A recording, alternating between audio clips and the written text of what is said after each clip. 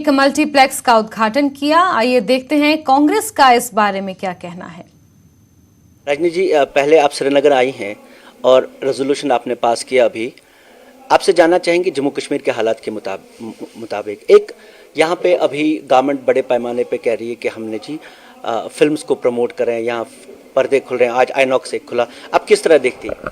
मुझे लगता है कि जिस तरह से जम्मू कश्मीर में आज ऑल टाइम हाई है बेरोज़गारी कि जिसका जिक्र मैंने राज्यसभा में भी किया था कि सबसे बड़ा मुद्दा तो बेरोज़गारी का है जो जम्मू कश्मीर के युवा पूछना चाहती है, आक्रोशित है।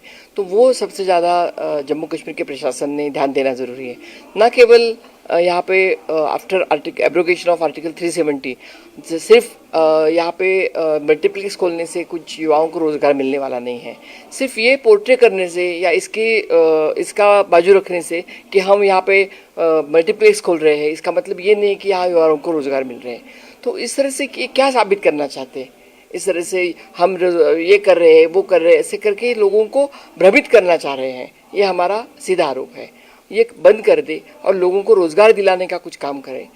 एक किसी प्राइवेट व्यक्ति का मल्टीप्लेक्स खोलने के लिए अगर हमारे एलजी साहब जाते हैं और उसके वो एडवर्टीजमेंट करना चाहते हैं कि हम यहाँ पे देखो कितना अच्छा सब माहौल अच्छा हो रहा है, सब अच्छा चल रहा है, ऐसा साबित करना चाहते तो वैसा हो नहीं रहा है। लोग राहुल भट्ट को नहीं भूल रहे, लोग जो इनोसेंट किलिंग हो रहा है उसको नहीं भूल रहे, लोग जो माहौल यहाँ का बिगड़ा हुआ उसको नहीं भूल रहे, लोग बेरोजगारी नहीं भूल रहे, लोग जो हमारा स्टेटहुड चला गया उसको नहीं भूल रहे।